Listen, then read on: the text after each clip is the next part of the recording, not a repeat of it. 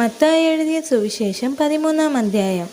അന്ന് യേശു വീട്ടിൽ നിന്ന് പുറപ്പെട്ട് കടലരികെ ഇരുന്നു. വളരെ പുരുഷാരം അവൻ്റെ അടുക്കൽ വന്നു കൂടുക കൊണ്ട് അവൻ പടകിൽ കയറിയിരുന്നു. പുരുഷാരമെല്ലാം കരയിലിരുന്നു.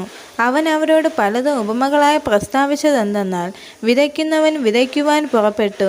വിതയ്ക്കുമ്പോൾ ചിലത് വഴിയരികെ വീണു. പറവകൾ വന്ന് അത് തിന്നുകളഞ്ഞു. ചിലത് പാറസ്ഥലത്ത് ഏറെ മണ്ണില്ലാത്തയിടത്ത് വീണു. മണ്ണിന് താഴ്ചയില്ലായകയാൽ ക്ഷണത്തിൽ മുളച്ചു വന്നു. സൂര്യനുദിച്ചപ്പോൾ ചൂട് തട്ടി വേരില്ലായകയാൽ അത് ഉണങ്ങിപ്പോയി. മറ്റു ചിലത് മുള്ളിനിടയിൽ വീണു.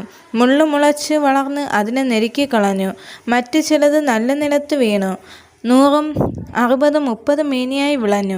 ചെവിയുള്ളവൻ കേൾക്കട്ടെ.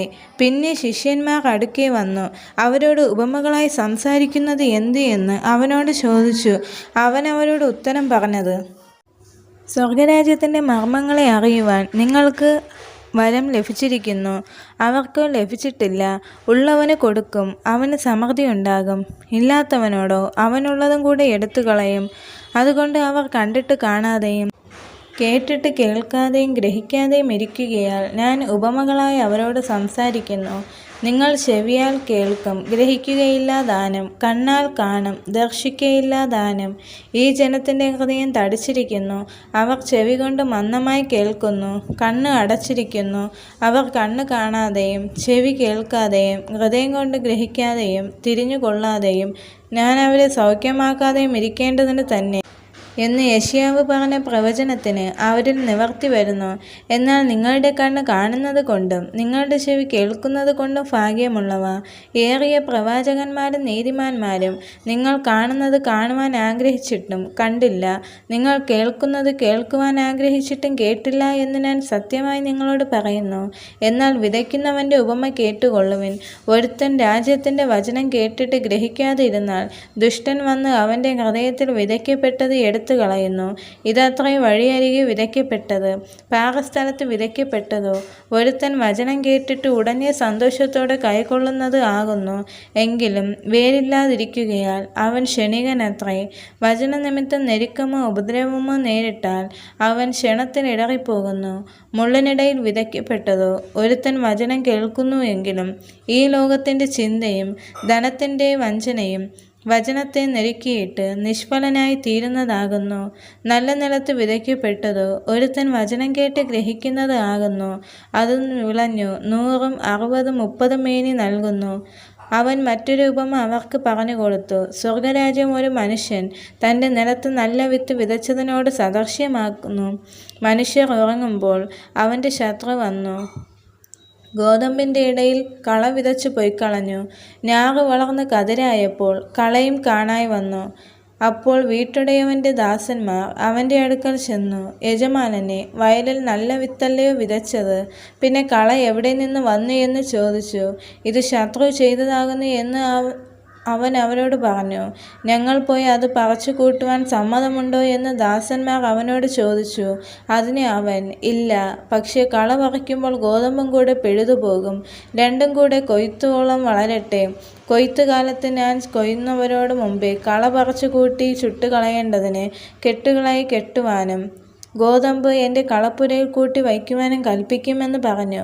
മറ്റൊരു ഉപമ അവൻ അവർക്ക് പറഞ്ഞു കൊടുത്തു. സ്വർഗരാജ്യം കടുകുമണിയോട് സദൃശ്യം. അത് ഒരു മനുഷ്യൻ എടുത്ത് തൻ്റെ വയലിലിട്ടു. അത് എല്ലാ വിത്തിലും ചെറുതെങ്കിലും വളർന്ന് സസ്യങ്ങളിൽ ഏറ്റവും വലുതായി. ആകാശത്തിലെ പറവകൾ വന്ന് അതിൻ്റെ കൊമ്പുകളിൽ വസിക്കുവാൻ തക്കവണ്ണം വൃക്ഷമായി തീരുന്നു. അവൻ മറ്റൊരു ഉപമ അവരോട് പറഞ്ഞു. സ്വർഗരാജ്യം പുളിച്ച മാവിനോട് സദൃശ്യം. അത് ഒരു സ്ത്രീ എടുത്ത് 3 പറ മാവിലെല്ലാം പുളിച്ചു വരുവോളം അടക്കി വെച്ചു. അതുമൊക്കെയും യേശു പുരുഷാരത്തോട് ഉപമകളായി പറഞ്ഞു. ഉപമ കൂടാതെ അവരോട് ഒന്നും പറഞ്ഞില്ല. ഞാൻ ഉപമ പ്രസ്താവിക്കുവാൻ വായി തുറക്കും, ലോകസ്ഥാപനം മുതൽ ഗൂഢമായത് ഉച്ചരിക്കും എന്ന് പ്രവാചകൻ പറഞ്ഞത് നിവൃത്തിയാകുവാൻ സംഗതി വന്നു. അനന്തരം യേശു പുരുഷാരത്തെ പറഞ്ഞയച്ചിട്ട് വീട്ടിൽ വന്നു. ശിഷ്യന്മാർ അവൻ്റെ അടുക്കൽ ചെന്നു വയലിലെ കളയുടെ ഉപമ തെളിയിച്ചു തരണമെന്ന് അപേക്ഷിച്ചു. അതിന് അവൻ ഉത്തരം പറഞ്ഞത്, നല്ല വിത്ത് വിതയ്ക്കുന്നവൻ മനുഷ്യപുത്രൻ, വയൽ ലോകം. നല്ല വിത്ത് രാജ്യത്തിൻ്റെ പുത്രന്മാർ, കള ദുഷ്ടൻ്റെ പുത്രന്മാർ. അത് വിതച്ച ശത്രു പിശാച്.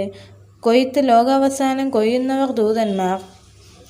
കളകൂട്ടി തീയിലിട്ടു ചുടും പോലെ ലോകാവസാനത്തിൽ സംഭവിക്കും.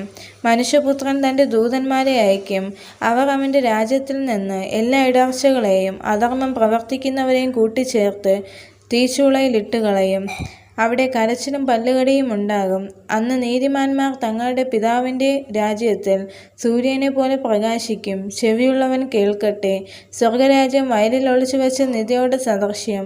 അത് ഒരു മനുഷ്യൻ കണ്ട് മറച്ചിട്ട് തൻ്റെ സന്തോഷത്താൽ ചെന്ന് തനിക്കുള്ളതൊക്കെയും വിറ്റ് ആ വയൽ വാങ്ങി. പിന്നെയും സ്വർഗരാജ്യം നല്ല മുത്ത് അന്വേഷിക്കുന്ന ഒരു വ്യാപാരിയോട് സദൃശ്യം. അവൻ വിലയേറിയ ഒരു മുത്ത് കണ്ടെത്തിയപ്പോൾ ചെന്ന് തനിക്കുള്ളതൊക്കെയും വിറ്റ് അത് വാങ്ങി. പിന്നെയും സ്വർഗരാജ്യം കടലിലിടുന്നതും എല്ലാ വക മീനും പിടിക്കുന്നതുമായൊരു വലയോട് സദൃശ്യം. നിറഞ്ഞപ്പോൾ അവർ അത് വലിച്ചു കരയ്ക്ക് കയറ്റി ഇരുന്നു കൊണ്ട് നല്ലത് പാത്രങ്ങളിൽ കൂട്ടിവച്ചു, ചീത്ത എറിഞ്ഞു കളഞ്ഞു. അങ്ങനെ തന്നെ ലോകാവസാനത്തിൽ സംഭവിക്കും. ദൂതന്മാർ പുറപ്പെട്ട് നീതിമാന്മാരുടെ ഇടയിൽ നിന്ന് ദുഷ്ടന്മാരെ വേർതിരിച്ച് തീച്ചൂളയിലിട്ട് കളയും. അവിടെ കരച്ചിലും പല്ലുകടിയും ഉണ്ടാകും. ഇതെല്ലാം ഗ്രഹിച്ചുവോ എന്നതിനെ അവർ ഉവ്വ് എന്ന് പറഞ്ഞു.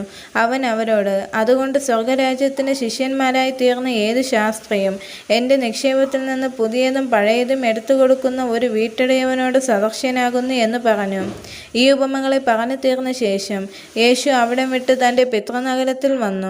അവിടെ പള്ളികളിൽ അവരെ ഉപദേശിച്ചു. അവർ വിസ്മയിച്ചു, ഇവന് ഈ ജ്ഞാനവും വീര്യപ്രവർത്തികളും എവിടെ നിന്ന്? ഇവൻ തച്ചൻ്റെ മകനല്ലയോ?